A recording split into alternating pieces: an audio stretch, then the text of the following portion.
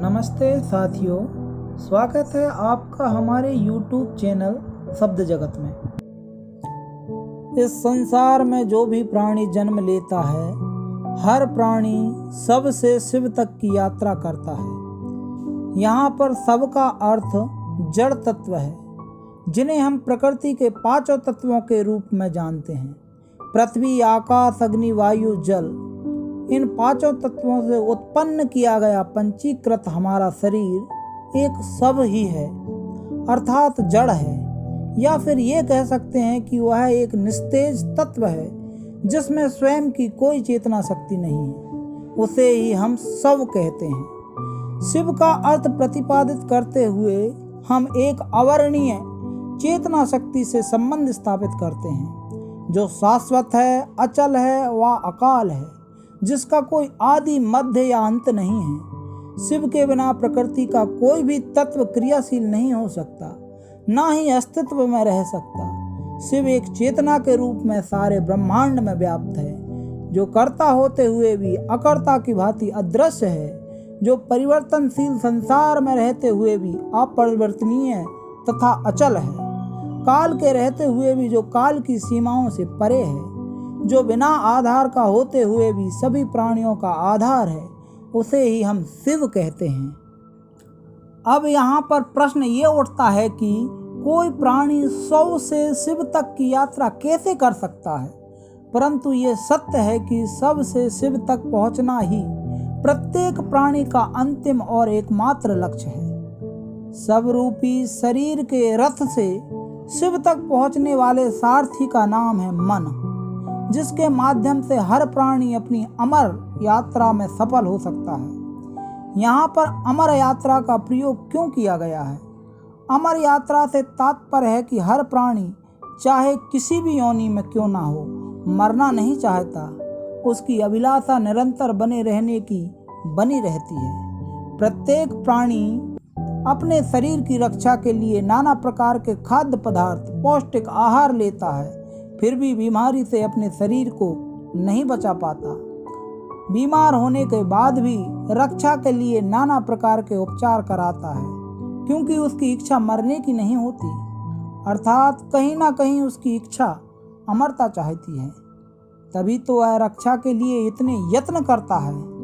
प्राणी की इच्छा ऊंचाइयों को छूने की है, तभी तो वह माउंट एवरेस्ट पर चढ़ने के बाद भी नहीं रुका और वह उससे ऊंचे चांद पर चढ़ गया, चांद से मंगल पर चढ़ गया, परंतु ऊंचाई तो अभी भी खत्म नहीं हुई और मनुष्य की ऊंचाई पर चढ़ने की इच्छा भी खत्म नहीं हुई। वह संसार के पदार्थों में अमृत की खोज कर रहा है, पृथ्वी से आकाश को छू रहा है, सातों समुद्रों को लांग रहा है, फिर भी उसकी इच्छा तृप्त नहीं है, क्योंकि इन सब के बाद भी उसे अपने अंदर सुख या अमृत का अनुभव नहीं हुआ। मनुष्य ने हजारों लाखों मील की दूरी तय कर ली, परंतु अपनी ही दूरी तय नहीं कर पाता। किसी शायर ने ठीक ही कहा है, जंगल जंगल ढूंढ रहा है मृग अपनी कस्तूरी को, कितना मुश्किल है तय करना खुद से खुद की दूरी को। कारण प्राणी जिस दिशा में दौड़ रहा है, वह सुख, शांति या अमरता की ओर नहीं ले जाती।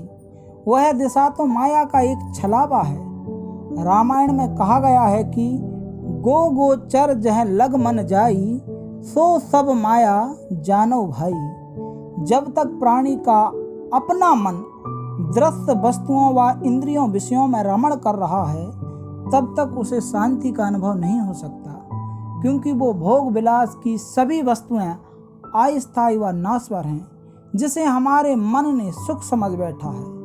प्रकृति के तत्वों से बनी सभी वस्तुएं सब अर्थात जड़ हैं, और हमारा पंचीकृत शरीर भी एक जड़ है, सब रूप है। जब तक हमारा मन सब रूपी वस्तुओं, सुंदर शरीरों में आकर्षित है, आसक्त है, तब तक हमारा मन सब बना हुआ है, और सब बना हुआ मन कभी भी शिव तक नहीं पहुंच सकता। शास्त्रों में वर्णन है कि सवाकारम यावद भजती मनुजस्यवाद शुचिः परेभ्यः स्यात् कलेशो जन्म मरण व्याधि निश्चः। इस श्लोक का भाव अर्थ है कि मनुष्य या प्राणी जब तक इस शव रूपी देह में आसक्त है, अर्थात शव रूपी देही को ही सब कुछ समझ बैठा है, तब तक उसका मन बिगड़ा हुआ है। मन के बिगड़ने से बंधन आता है, जन्म मरण और नाना प्रकार की व्याधियों से त्रस्त रहता है, क्योंकि सभी कलेश शव रूपी देह में ही होते हैं, जिसका कारण मन है, जिसने शव रूपी देह को अपना समझ बैठा है। इसके विपरीत शास्त्रों में वर्णन आया है कि यदात्मानं शुद्धं कलयति शिवाकारं चलम ततेभ्यो मुक्तो भवति ही तदाह स्मृतिरपि। इस श्लोक का भाव अर्थ है कि जब जीव का अपने आप को सब समझने का अज्ञान दूर हो जाता है और उसे अपने आत्म स्वरूप का ज्ञान हो जाता है, तब जीव अपने शुद्ध देह से भिन्न आत्म स्वरूप को जानता है। इस अवस्था में मन बहिर्मुखी ना होकर अंतर्मुखी वन सब से शिव बन जाता है। उदाहरण की तौर पर जैसे एक मिट्टी का ढेला सब रूप बना खेतों में गलियों में इधर उधर पड़ा रहता है, जबकि उस मिट्टी का तत्व भी शिव है, परंतु कोई भी उस ढेले को शिव नहीं कहता। पर वही मिट्टी का ढेला अपना आकार परिवर्तन कर शिवलिंग के रूप में रूपांतरित होता है, तो वही मिट्टी का सब रूप ढेला शिव वन जगह जगह पूजित होता है। रामायण में इसके बारे में वर्णन आया है कि लिंग थापि विधिवत कर पूजा शिव समान प्रिय मोहि न दूजा। प्रभु श्री राम ने भी समुद्र के किनारे पड़ी मिट्टी और रेत से शिवलिंग का निर्माण किया और उसी सामान्य मिट्टी को शिवाकार देकर शिव बना दिया। यहाँ पर मिट्टी को बदलने की जरूरत नहीं पड़ी, सिर्फ मिट्टी के आकार को बदलने से सब रूपी मिट्टी शिव बन गई।